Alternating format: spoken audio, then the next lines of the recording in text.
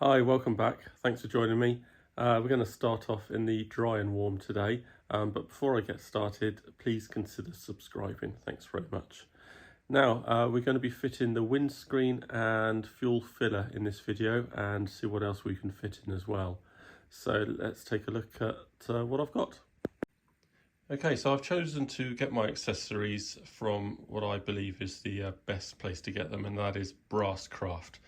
However, his waiting list is very long and he usually promises a couple of months, but it may be a little bit longer. So get these parts in way before you actually need them. I actually ordered my windscreen, etc. before I ordered the kit, and I'll be ordering my next one very soon. So let's see what you get here. You get obviously the windscreen. This can be tinted or clear, and he also does an electric one, which would save you having to put a heater box in, etc. You've got the arms or legs that attach to the side of the windscreen here that slot into the body and fix it all down. And then we got the center stay.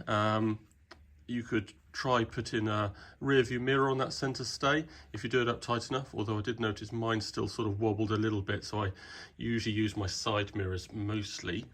You've got some escutcheons that the legs pass through, and then onto the fuel filler. So we've got this nice fuel filler cap here, and you've got an insert that goes inside this section here, underneath the lock-in cap. I think that stops you from being able to put a diesel nozzle in or something. And then you've got some fitting screws here. So yeah, it's really well made, really nicely packaged, and Crispian does a fantastic job here, and I highly recommend them. Now let's have a look at what we're going to do first. I think we're going to look at the fuel filler first. Alright, so Brasscraft really do a nice job with these. First thing I'm going to put in is this unit here. I think it's to stop you putting a larger diesel hose in here. So that just needs to go in, making sure you've got the trapdoor around the right way, and then you just put the lock-in ring in there to stop that coming out. So I'll do that in a second. And then after that, we need to look at fitting. Now, pretty obviously, it needs to go dead center, okay? But, you know, there's some other considerations. And the consideration is that once this is in there, you need, when it comes back from paint, you fit this back in, and then you screw on your filler cap here. Now, let me just get that going. Now, if it's not absolutely dead center, you're going to be pretty upset that when you start rotating this, that this catches somewhere around this recessed hole. And believe me, it's mighty close. So you might need to give this some work, a bit of sanding. You might need to tell your paint shop, for goodness sake, don't put any more filler on here, or try and smooth it off, or do something and add any more bulk on here, because if you can't spin this round and do it up, then you're stuffed. And it is quite close. It's slightly higher than this, but you can see that as you turn this, you know, it could be catching your paint. So it needs to be dead center, and just take a little bit of meat off here, or ask your paint shop to make this nice and smooth, and just take a couple of mil off. So with that, you also need to be making sure that it's round the right way. I can't quite remember, but it needs to be at some sort of angle, and I think it's like this.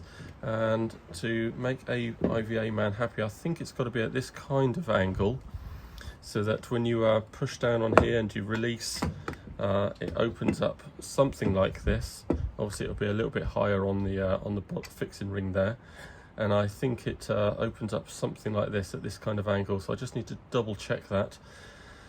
And when we go for IVA, you have this handy little rubber boot here, and you put that on there, and you tell them that that is always staying on there, just to protect any unwary pedestrians should they get hit. So that's it. So I'm going to mark up the first hole to drop this in, hopefully dead center. It can have a little bit of play because once you've got it in the final position, you can even test doing up the cap when you've got it in position. Then I'm going to be drilling through. Chris Brasscraft has put in these markers here, if you like.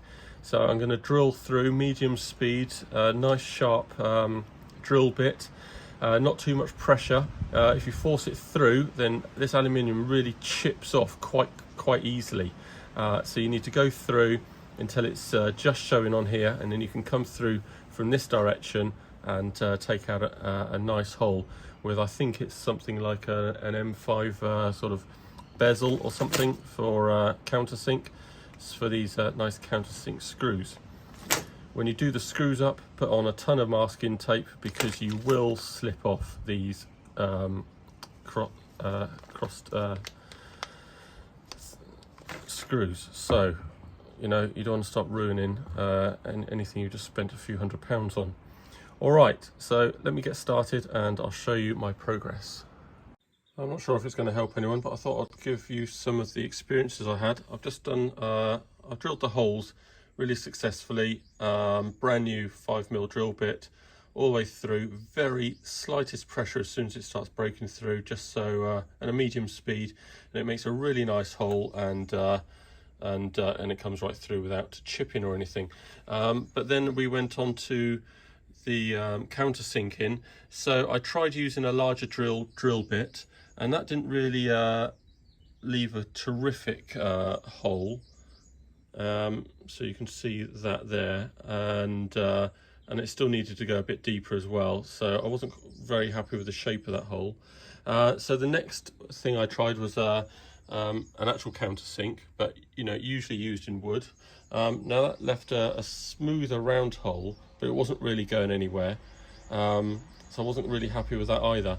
So in the end, I tested again. Actually, this is the third hole as well. You actually used a grinder bit that I've got. So I've got various grinder bits, pointed, etc. Just for taking away a bit of fiberglass or metal on jobs, which mostly uses, you know, the edge. So this end was pretty untouched, and this end is actually the perfect size for countersinking. So I thought I'd try that, and it came out perfectly nice and smooth. So you can see on the top here, I've used loads of WD-40. It can be used as a bit of a cutting sort of liquid, if you like, and I find it just makes things cut a little bit more smoothly. And you can see here that I've got some great holes, and it's the perfect countersink, and there's no chips being pulled out at all. So the screw bolt just fits in there really nicely, and it's nice and neat. So now I need to take away the swarf without scratching anything. I've got a compressed air can, etc., and some soft towels, plenty of liquid. So we'll take that away, and then we'll see about mounting it into the body recess. Alright, so hopefully you can hear me above the wind. So I've got this pretty well here. I did just elongate my hole just about 3mm this way, and now I'm testing the if I can do it up. It's just missing by about 3mm or so, which is fine. You need to check the back as well. Yeah, so I'm going to take off a little bit of a lump here that is on the bodywork, and I think we are cooking on gas. Just gets a bit tight round there, but I think that's okay. So here we are. Next thing you want to do is screw the cap onto the flange absolutely as hard as you can, so it's in its final position. When it's fixed, you'll probably be able to tighten it a little bit further, so I always expect to be able to go another 5mm or so. Of course, whilst you've got it in this position, screwed down as tight as you can rotate this whole thing and just see where it's hitting, because it's got to get past here, obviously, to be able to do up. So I've just marked some high spots around here, which I'm just going to take off with a file, just a mil or so. Just test it again and see if I can rotate this all the way around. So once you've established you've got enough space, you need to set it in the correct position. So like I said, this has to be done up as soon as possible, so its final position when you do it up when it's all painted is in the right place. So basically you need it as far round as you can so that it still opens without hitting the bodywork. So this is, I've just marked this so I know that when I pull this catch forward, it doesn't hit anything, and when this folds back, it also absolutely clears, and I can leave the catch hanging back without it hitting the bodywork. I'll just show you that briefly. So it's not going to hit anything when going up and over, and I can also leave it hanging. And there's you can't see it because it's so dark, but I've got a couple of mil there, so no problem at all. I could just tweak it around just slightly, but that's pretty much the position you want. So I'm just going to file this, double check the position, make sure it all opens, and then you can mark your final holes, and that is the top bit done. Just one more thing, because I'm remembering stuff all the time. So obviously this is just hitting like this. However, when you do it up, if you do it up in the open position, you've got a lot more space. So actually, don't go to town too much on the rubbing, because this is the main bit. It folds in just a little bit when it's uncatched. So as long as that's clearing by a couple of mil all the way around, you're absolutely fine. But this large bit here doesn't really matter, because if you just open the catch and do it up like this, then you'll be fine. So this is all good, approaching the tightest position here, so I'm just going to give that a final tighten, and this all opens fine, all in good position, and doesn't hit the body or work at all. So I'm all good there, marked up my position. So after paint, I've marked it up inside, so after paint I know which way round to put this flange so that the thread is in the correct position for this tightening and finishing here. Right, so let's do the filler bit underneath now. So the task of sorting out the fuel filler pipe has been made a lot simpler by some clever people on eBay. You can find quite a few of the guys that will weld you any diameter aluminium pipe with any diameter aluminium elbow. So what I plan to do is cut a small section of the fuel tube here, fuel filler pipe, just a small section here, so I can attach this unit to the bottom of the filler cap, and then I'll be using the rest of it from the bottom and curve that round through a wall into the boot into the fuel tank. And as for the breather, I'll be following the same path, but I'm going to use some leftover fuel tube here. So I've got a 10 mil elbow on here, so this will just fit on, and this will follow the same line as the fuel pipe here, and that will curve round into the fuel tank. So I'm going to get cutting, and then I'll show you what it all looks like when it's finished.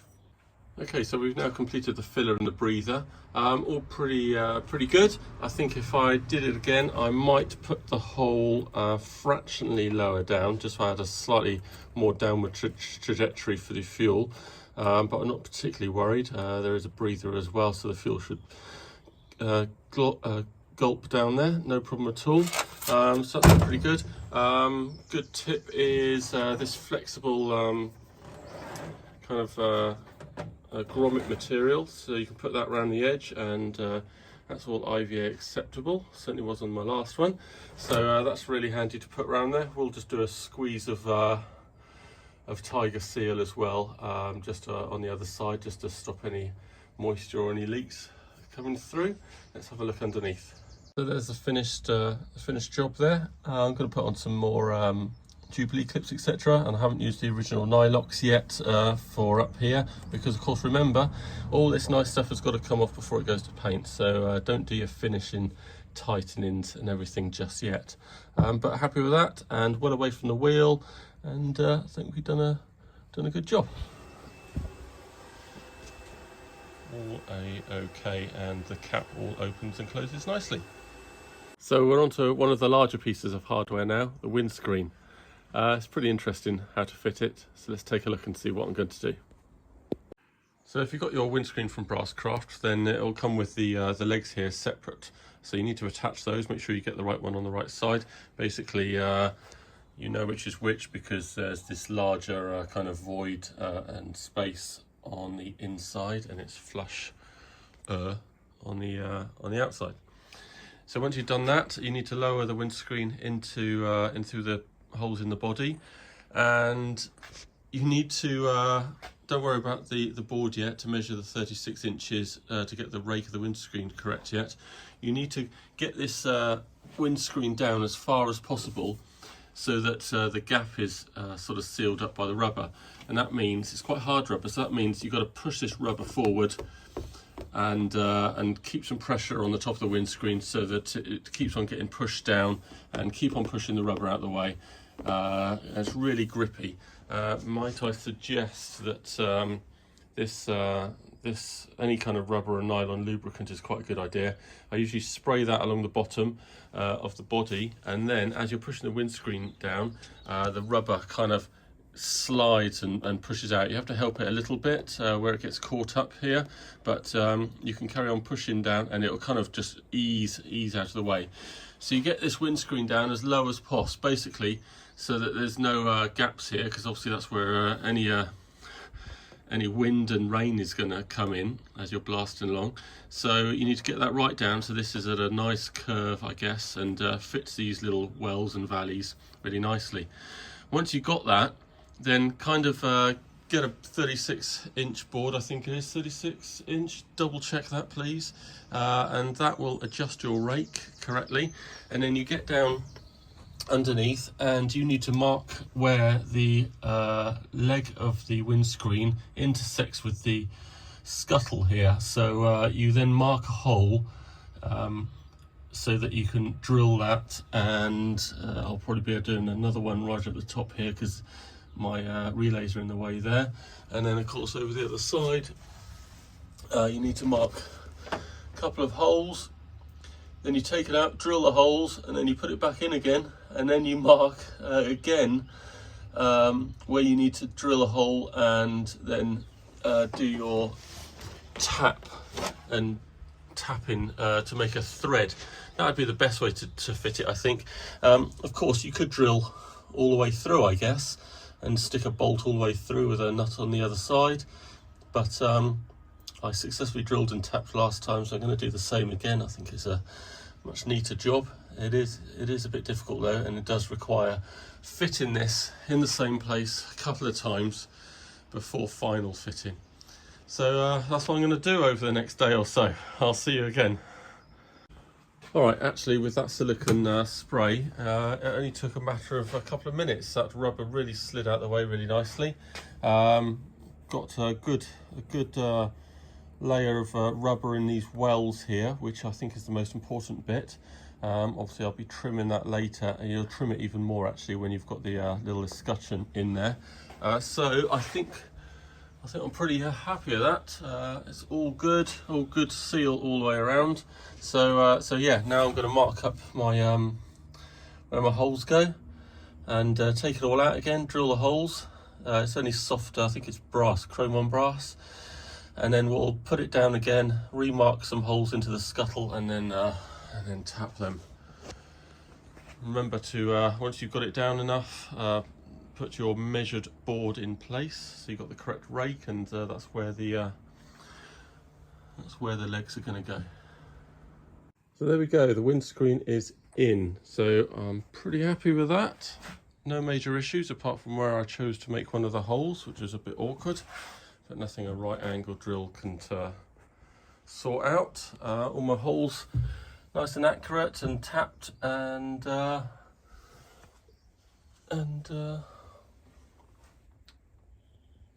all lined up first time. So that's it. All the rubber is nicely in the valleys here. Nice snug fit. Excellent. So what I need to look at now is the windscreen stay, and then the escutcheons, but they can really be put on after paint, or when you take this off ready for paint, so you can have a quick test, make sure the escutcheons all fit. And I also seem to remember that when I was fitting the windscreen stay, I marked up the holes, but then I didn't actually drill them until I took the windscreen off ready for paint. But I'll show you what it looks like. Now this is the centre stay. I am going to have to review the fitting. There's no instructions, but I'm sure there's something online. Obviously the top catches around the top of the windscreen, and goes down, and you need to tighten the sort of 5mm nylock underneath to the correct tension. But these little screws on the side, they go through both plates into holes in the bottom of the windscreen. Now that bottom plate here isn't quite at the right angle, so I'm just going to give that a little bit of movement, and then use your own screws or bolts, pretty things, to drop this plate down into the bodywork. So I think if I just give that a couple of degrees more, I'll be able to put that into the right position. I'll be able to mark up the holes here for when I take the windscreen off. I'll be able to then drill them, and I just need to remember to fit the whole stay and these plates, etc., when I next fit the windscreen. Now I do remember that I cut down an Allen key so I could do up the screws in here. I used some nice little domed hex bolts before, I believe. So that's something to remember, because I don't think you can leave this plate attached and then do all this, because you're not going to get a screwdriver up into these little screws that go up into the windscreen. So this is the last thing you fix. So it needs to be, you need to be able to get in there somehow with either a little screwdriver if you've got some nice cross-headed bolts, or slot-headed maybe, or whatever. So I'm gonna just give that a slight bend, mark it all up, and then that is all done. With the windscreen in place, we can now look at where the air vents go that blast hot air obviously onto the screen for demisting, and we can measure up whereabouts we need the wipers to fit. So it's pretty simple. AK do a pretty good job of marking roughly where they go, but now we can take a measurement from the windscreen and the edge here, and make sure it's nice and symmetrical, and of course even on this side and the other side. These are kind of escutcheons, if you like, or the vents from S&J Motors, so they're really nice. They will require just a very slight bend put into them, so they follow the shape of the bodywork and don't dig into your soft paint too much, and they should look really good. So I'm going to get on with measuring and marking some holes and then making them up, and I'll show you what that looks like in a sec. This is where I'm at now. So centre line is fairly easy to work out because you've got the screw holes on the windscreen. I've ended up going about 9 centimetres from this edge. So I measured 2 points, 9 centimetres, 9 centimetres, and that gives a sort of fairly pleasing angle around there. Pretty accurate to AK's lines on this side, but they were a bit different on this side, but that's all good.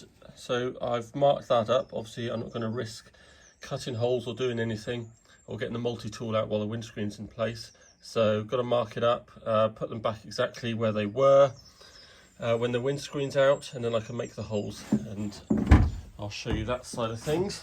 So also marking up where to put the windscreen wipers. I've gone for a 2 windscreen wiper option, and basically I think it's a 10 inches from the center line, and then you've got to just, it says butt them up against the rubber here.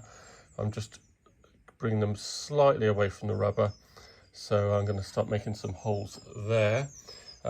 Check your equipment in your delivery from AK or S&J Motors, wherever you get them. You can get 2 different size escutcheons. You can get a slightly taller, longer one, and in a previous delivery I had different sizes. And there's also, if you're too particular, you can get 2 different nuts on this section here, on the wiper gears. You can see that this nut here has kind of notches in on the angle there, and this one is smooth. So make sure you got the right gear, and I'm going to go ahead and make some holes. And so we're mid-hole opening up here. You need to take it nice and steady once you've used the drill. I'm now using a file just to open it up, keeping it at the correct angle. I just need to get a couple of mil on there. You've got to remember maybe thickness of paint as well, so you don't want to have it too small. But angle is the main thing, and you can see here got a nice angle coming up here. I just need to open it up so I can just get a couple of threads through, ready for the nut to go on to hold it all in place. So I'll show you that when I'm done. So I just wanted to show you the first fitting of the gearbox for the wipers.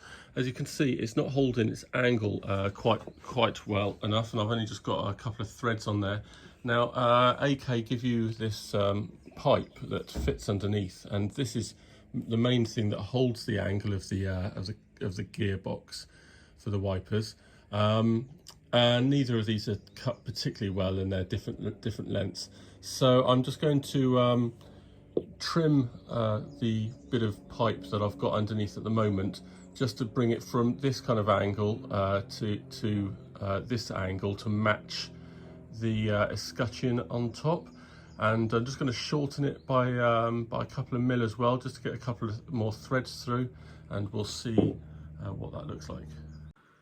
And now we have a successfully fitting wiper gearbox. So that's nice. The angles aren't fighting with each other. It sits in really nicely. I just opened it up slightly in case got a thick coat of paint, but it all holds on really nice. I can do it up a lot tighter and get a few more threads in there. So onto the other side. And with that, both of the wiper gearboxes are installed. Nice angles. I can appreciate those bits of rubber hose underneath not being accurate. They do need a bit of trimming to suit your car. So that's all good. Just had to take a good 5 mil off the left hand one there. But nice angles, threads all the way through, and we're ready to move on to the next thing. Alright, so a little update. So we just whipped the screen off, which was nice and easy because we tapped and threaded the holes for the fixings there. So I had marked up these slots. I cut the slots. I think I'm just going to take a little smidge more on the inside, and I did round them off on the inside so you don't see so much of the thick body. Of course, I'm going to be painting those black anyway, just on the inside edge. But I think I'm just going to take a little smidge off there because it's just inside. It's just a little bit proud of this escutcheon, if you like. So I fitted the horns underneath that are for the hot air from the heater. Now I made the holes for the screws a touch bigger because I didn't want to just tap straight into the body because I didn't want to crack any paint or have any issues there, or any dampness. I want to seal the holes totally when it comes back from paint, so no dampness can get underneath the layer of paint. So I actually make the holes bigger for these self tappers, and I go through into these kind of flat nuts, and I find they hold really well. I haven't done it all up tight yet, but that's what I do, just so I don't actually cut into the body and the paint. So that's both sides done there, which is good. And then a simple flexible hose straight into the small fixings of the heater here. Plenty of room behind the dash, just for these to curl up and go into the horns there. So that's all fine. And then here we go. So these escutcheons have to go at a bit of an angle, as you can see where I maybe just marked there. So I just took a file to these and just chamfered off the edge here, just so it can go and sit at more of an angle, because it's quite the leg is quite wide up here. So that's all done. I fitted this centre stay. I think I've done it right. Bit of a faff, but got those screws in there nice and tight, and this centre stay is nice and tight in case you want a rear view mirror on there. However, in my experience, it still wobbles a little bit and makes it hard to use as a rear view mirror when you're going along. And then I've made the required holes over here. Now, these are going to be really difficult to do up because you're obviously doing up the screws from this direction. So in my experience, you can't sort of use these pretty screws because you just can't get a straight screwdriver in there, a slot screwdriver. So I'm actually going to use some M4 hex, and then you can use a tiny cut down Allen key. Literally you just have a bit of the Allen key, I guess a bit like this large one that I cut down for something else, and you cut it down and you can just get in there to do up these. So I'm going to throw it all back on now and see what it looks like, and we'll have an update. All right, so all looking good. It won't quite drop down this last 5mm, and that is basically because these escutcheons are wedged. So I just need to take the windscreen off and give them a bit more of a file so they can slide a bit further up the legs there, and then this windscreen will drop down nicely. This is all looking good. I found the Allen key from last time, so I can just get this little cut down Allen key. Hopefully I can just get it in there, maybe cut it down a bit shorter, and I can do up the bolt from the other side. I just need to hold the bolt steady, and that'll be fine. So these are all nice. So I basically ended up measuring slightly different to what AK had. One of them was pretty good, the other one was quite off. So I think it's about, I did about 9mm or so, but whatever you think. And I kind of followed the line of the dash here. So it does come away slightly more here from the windscreen than it is there, but it is in line with this curve, which I think is a bit more pleasing. And I think it's about 9cm basically, all the way around. So I just followed that, and 9 there, and about 9 there from the edge. Same on the other side, all nice and centered.